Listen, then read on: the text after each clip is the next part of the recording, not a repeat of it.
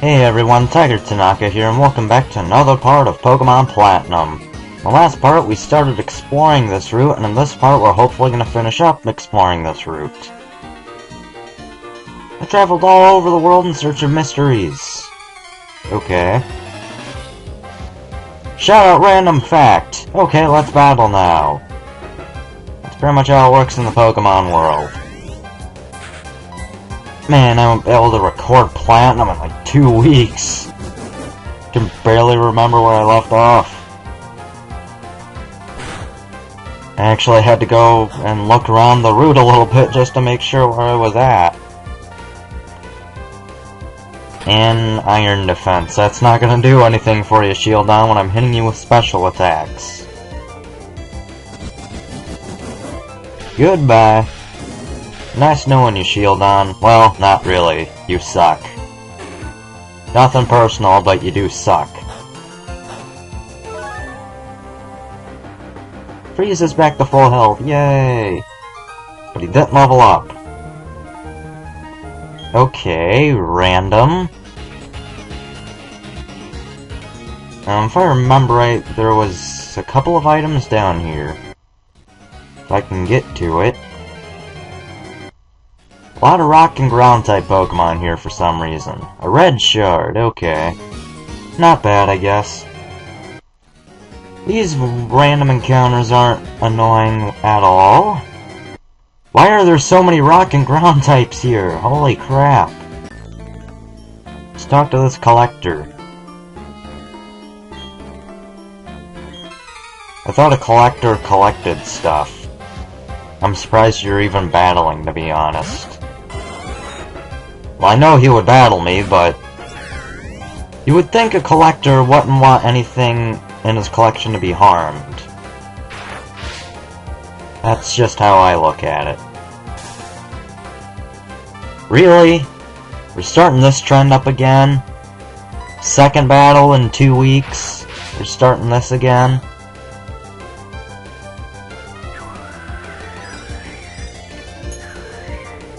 Great start, Frieza. Great start. Oh man, so had to work again because now I have a job now. And it's just the second day of work. Good God. I was supposed to be there from 8 in the morning to 1 p.m. and granted I already get up earlier than that, so I didn't mind that too much, but what really got me was the amount of rushes there were. I knew there was going to be a lunch rush at the very least, but fuck, what happened there? Okay, so I work at a concession stand now, and basically, like, all the games that happen around the stand were all baseball games. They all hit the 7th inning stretch all at the same fucking time. So we had 3 games full of people lined up. And I was the one, like, packing and wrapping the meat and everything, so I was probably the one that worked the most during that short amount of time. Because all people wanted was meat for their breaks. It's like, come on, give me a break. Like, I probably packed a couple of 100 pieces of meat, like hot dogs, brats, hamburgers. Getting kinda sick of seeing those after those, what, 6-7 hours of working. I wound up having to stay an hour later, so I wound up working at 2. Because someone had something come up in the middle of their shift and had to leave early. So, basically, at that point, I had the option of staying until 4, but I could only spare 1 more hour, so yeah, that kinda sucked. I guess it's got me getting used to how work, well, works, but still. That's kinda much right away. 3 7th inning stretches, one right after another. That's Never heard of that happening before. Okay, Psychic, let's go and fight you. Because, you know, it's not like there aren't any other trainers in this entire route. A Duskull. Why are you a Psychic if you have a Ghost? Does Secret Power affect... No, it doesn't. I kind of figured, but I wanted to make sure, because Secret Power has varying effects, so... I just wanted to see. And this is going to be annoying because Duskull is actually bulky, so I'm going to have to switch out to Charlie here. And it used Pursuit predicting my switch, at least it only did 8 damage. Otherwise that could have been really annoying. Fucking priority moves. I have a feeling those things are going to be the death of me in the end. Just because of how frail my entire team is in general. Actually, it's not that frail. Okay, I guess I'm weak to a lot of priority moves. Or at least I will be in the long run. I do have one more team member in mind, but he won't be coming along till a lot later. Like, pretty much right at the 6th badge late.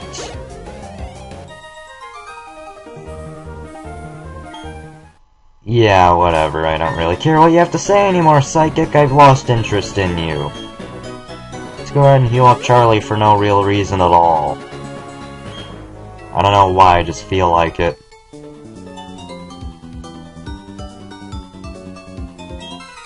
I'm not a little kid, I'm almost an adult, thank you very much.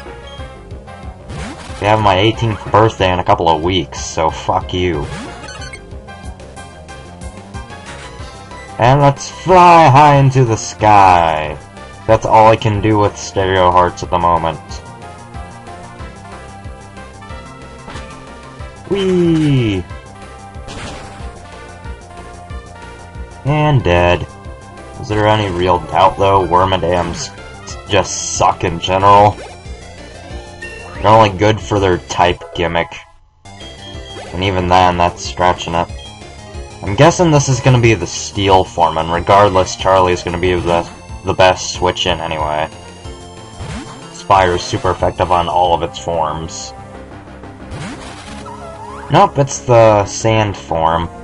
But like I said, it doesn't really matter, because Fire is super effective on every single one of them.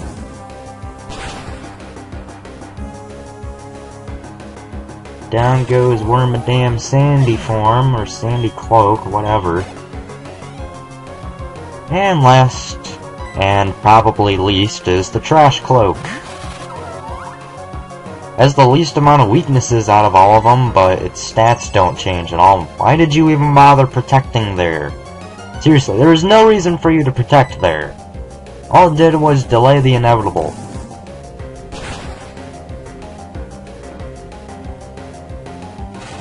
Yeah, you would think that with Wormadam, their stats would change a little bit, kind of like what they did with Rotom.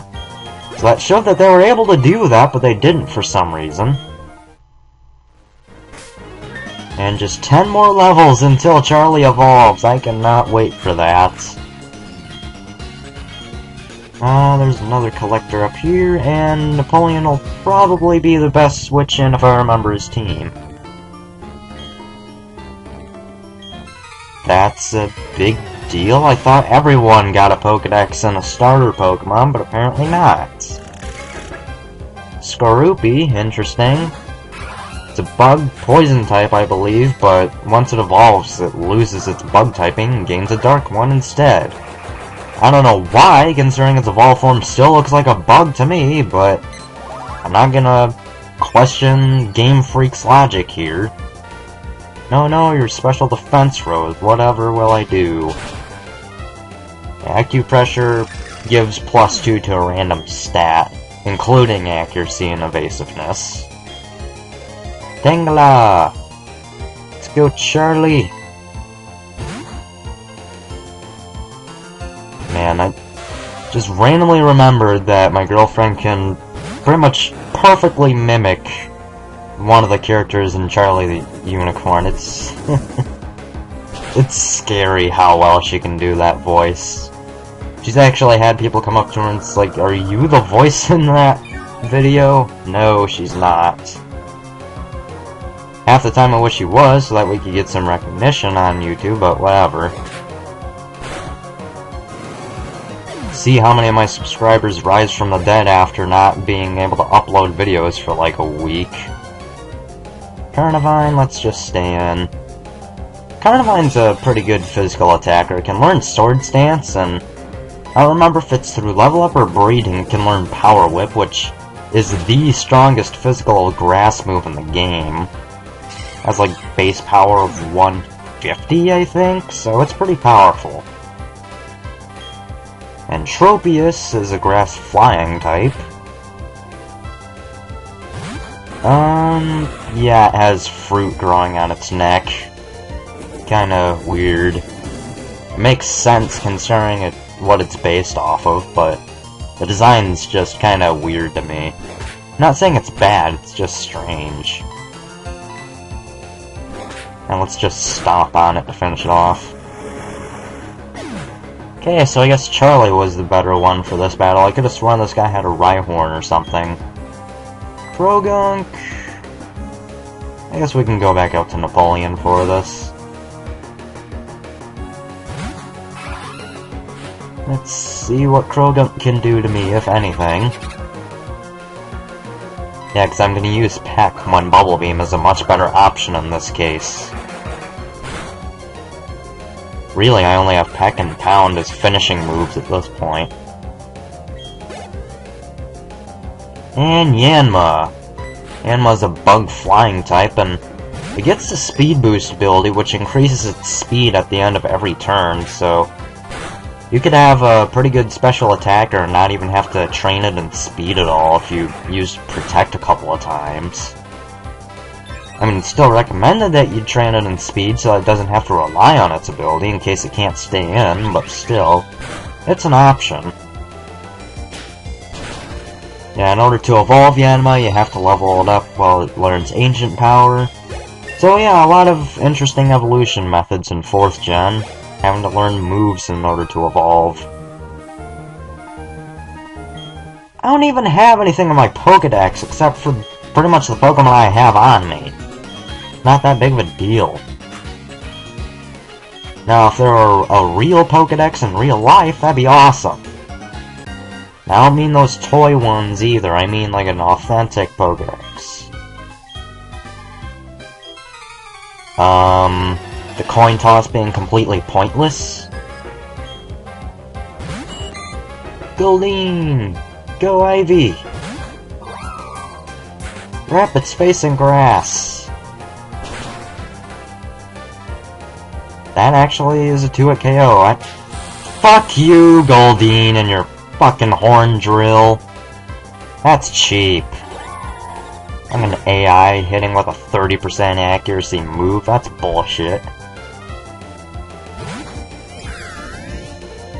Alright, let's just shock it to death. Okay, good. I forgot that horn drill's a normal type attack, so it doesn't even affect me.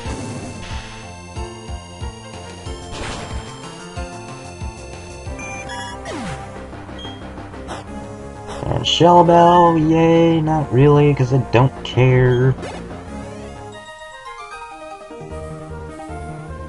Uh-huh. That didn't sound wrong at all. A Max Repel, that's nice. Do I have any other battles? Not really, so let's see what's all the way down here first. Oh yeah, there's a couple of items here. Yep, there's one there. Let's see what this is. A Carbos. Guess we'll use that on Charlie, since that's going to be its highest stat by the end of this. Admittedly, I could use it on, like, Frieza or something, but Charlie's going to be the fastest one on the team. Yeah, I need to go all the way up there. So all the way up there we go. a big root. That increases how much health you get from moves like Absorb and Mega Drain and Giga Drain, all those moves. Ones that absorb the foe's HP. I could have swore there was an item there. And this is the Valor Lakefront. I guess we can... Well, you can get this item here. I completely forgot about that. Can find some decently leveled wild Pokemon here, and we have a free Ultra Ball here. They just gave that away for no reason. Yeah, down here... Girafarig. This is interesting. Girafarig is a normal Psychic type, the only Pokemon of its typing, if I remember right. Even though its Psychic typing would make it weak to Ghost, it's still immune to Ghost with its normal typing. And that Flame Wheel didn't do anything, so I'm just gonna run. Yeah, Girafarig, it's not that good, but it's interesting. Over here, these guys... They're waiting for the legendary Pokemon here, and... Oh, this is the guy that filmed the Red Gyarados at the Lake of Rage thing. That's awesome. And up here, we have this woman here. What am I to do? Gonna drop my sweet key somewhere again. The hotel people won't be happy with me. Sure, I had it when I left the reception counter earlier. Wow, that's oddly convenient. If you try to go over here, this guy will stop you. Over that way is actually where the 8th gym is. So we can't really go there yet because there's a blackout. That's pretty much gonna do it for this part, though. We battled quite a few trainers, and we're pretty close to the next town. So next time on Pokemon Platinum, we'll go ahead and explore the rest of this route, probably get into a couple more battles, and we'll take it from there. So, see you guys then.